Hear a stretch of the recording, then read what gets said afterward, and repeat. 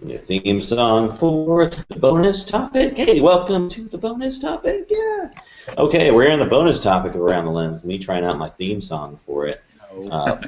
Uh, not doing it No. for you. No. Okay.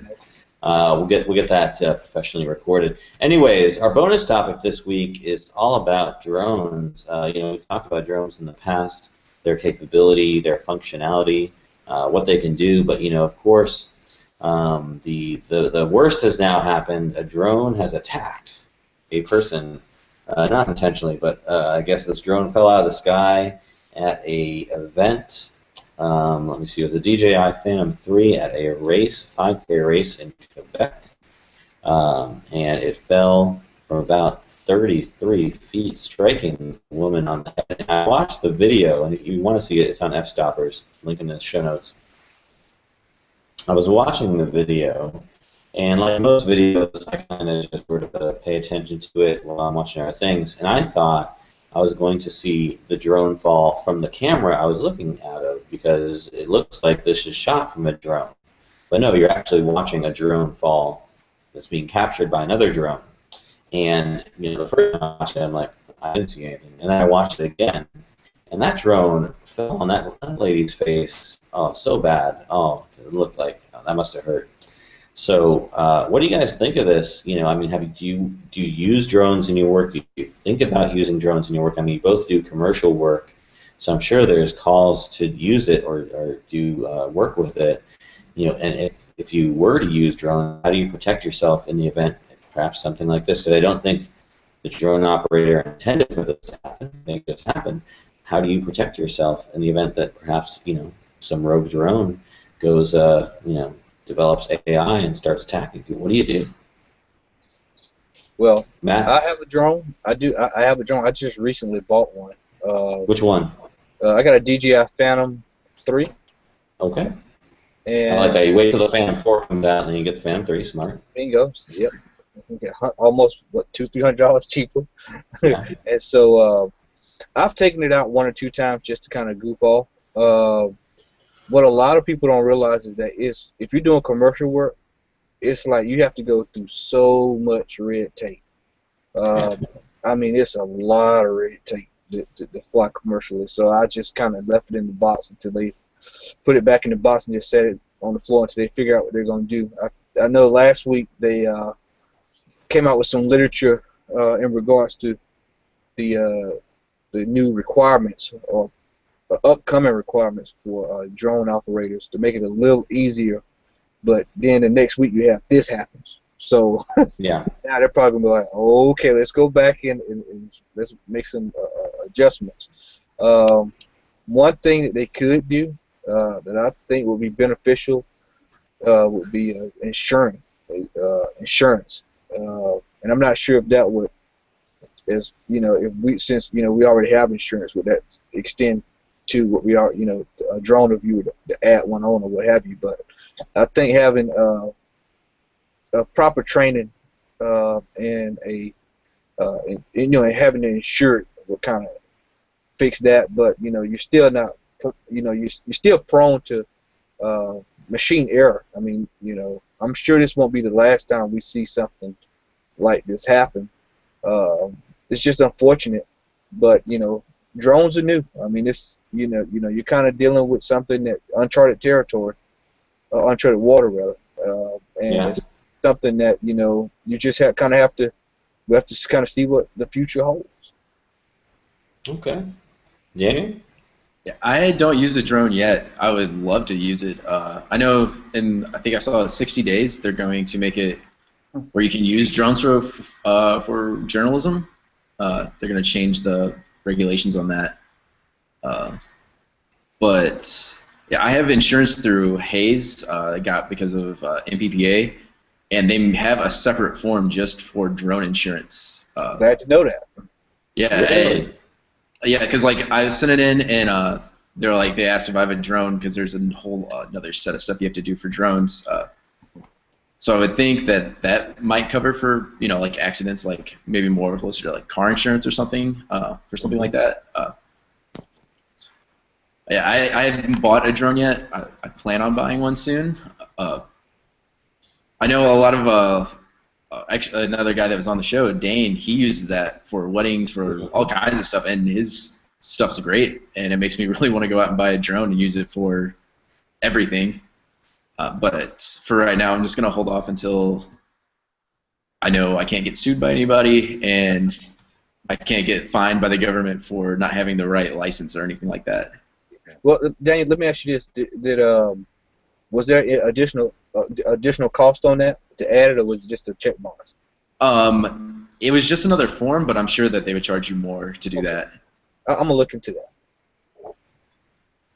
Yeah, that's one of the perks of the MPPA to get that insurance just for photojournalists. Heck yeah. Hey, MPPA, if you're listening, sponsor the show. Come on. Or Hayes. Hey. Yeah. Zach, you thinking about using any drones at the Republican National Convention? yeah. Inside, I'm already. What are you talking about? I'm actually going to work a fleet of them. They're going to cover it top to bottom, back and forth. I'm going to have 5 remotes in front of me. Yeah, I mean, eventually, I guess I'll have to get a drone. I'm bored by the idea. I've said this a million times. One of the reasons I got into this business is because I want to be the guy hanging outside of the helicopter taking photos. I don't want to be the guy at the ground with an iPad and a remote playing. I specifically didn't become a professional gamer because of this. Well, that and also also passed the Super Nintendo system. I was terrible. So I've literally been beaten at Halo by a person with a drum set. So that's how bad I am. Oh my God! But somebody who has taken photographs from a helicopter, it's not that big a deal.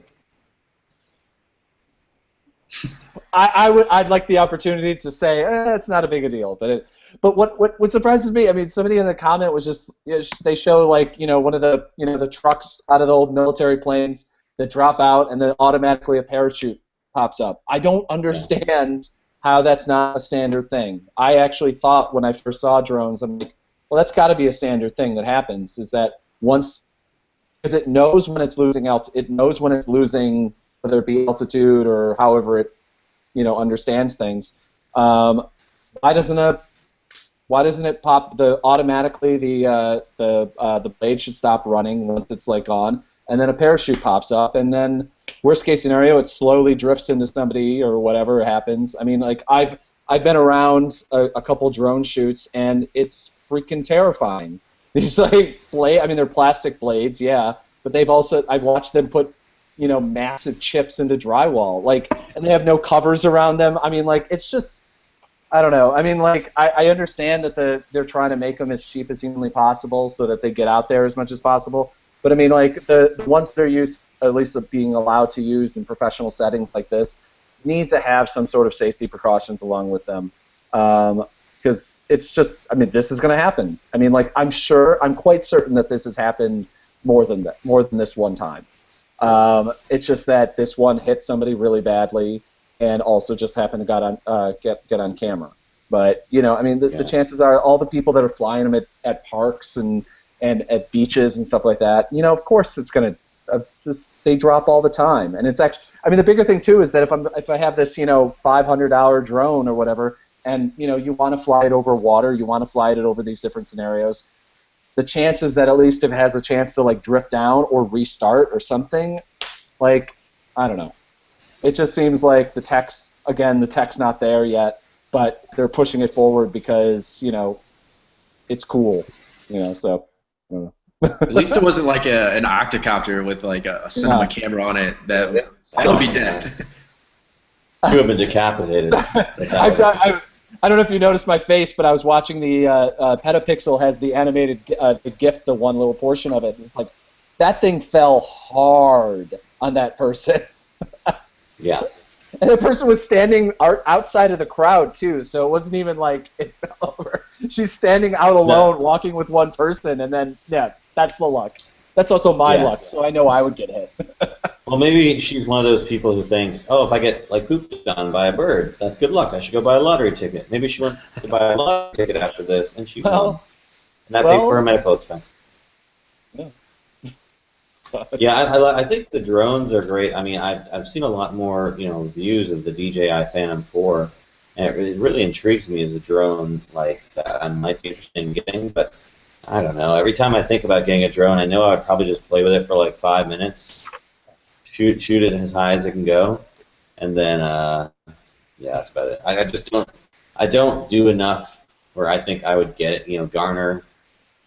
I don't do commercial work, so I'm not gonna be garnering a lot of like income from a drone work. I think they're really cool for either the hobby, photographer, videographer, or the person who wants really unique stuff for their blog or something like that. But I mean, I think if you're gonna be doing commercial work on it, you want the really big drones. I think, or maybe you can get away with what they have on the 4K. I don't know. I mean, you guys do the commercial stuff, so you'd be able to, educate me more on that. I would probably use it on, well, since I'm right here, in the country, I was actually going to use mine more for agricultural purposes, for going out to farms and stuff like that. As far as shooting around people, I doubt I'll even use it around people. Yeah, that's probably for the best. Yeah, I would probably just use it for weddings. I don't shoot a lot of weddings because I hate shooting weddings. But it adds something that a lot of other people don't have that might get you a job that normally you wouldn't get. It would be cool to use it for especially like protest sort of stuff, which is kind of like what I really like to shoot. But what do you think? Like the protests police are going to people. What was that? I was going to say, good thing protests aren't around people. Then. Yeah. Yeah. I think that would be like it would be a target like. Yeah. Or anybody like, just protests or a medieval fair. I mean, you can't bring a drone anywhere. Oh yeah. Oh my God! But the funnest thing, the Ren Fair was the best thing ever. I was just about to mention that, somebody throwing a spear at it and hitting it. That's the fantastic part of it.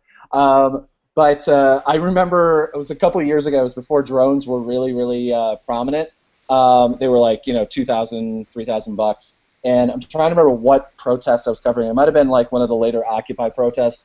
And somebody had a drone flying overhead. And all of the protesters, well, not all of them, just the more conspiratorial ones, I guess, were like, oh my God, it's the NYPD has a drone. Oh, the CIA. And it was like, it kept getting bigger and bigger. It was the FBI, and then it was the CIA was watching. And it was like, I'm like, that's the reason I'll never bring a drone to a protest, is because, like, it'll get knocked down. Somebody will throw something at it. It'll become, of course, in New York, it's basically, you'll get, they'll claim that you ran into a helicopter and whatever that crap that the NYPD tried to pull. That some guy was doing a drone operation, I think it was last year, and it supposedly got dangerously close to a NYPD chopper, which dangerously close was 2 blocks away. So they love to bring up big charges against people. So, I mean, that's one of the problems. If you live in a big city, God only knows when drones will actually be allowed to operate, if ever. Well, that's what totally blows me away, because if you watch Casey Neistat, he uses his drone, tons of drone shots in the heart of New York City, all the time. For his vlog, I am just flabbergasted with how he's able to get away with that. But I guess he must be very savvy. Just pays the fine. He's got the money to pay the fines. I'm sure Google just paid the fine. I mean, it's fine. He doesn't seem like he even gets stopped by anybody. He just, I don't know. He must be very savvy with it and get in and out very quickly. Because, I mean, that's the thing. It's like, you can get up in the air and back down and get your shot in like a few minutes. You can get a lot in that short amount of time. So maybe he's just not flying around like an idiot. I don't know.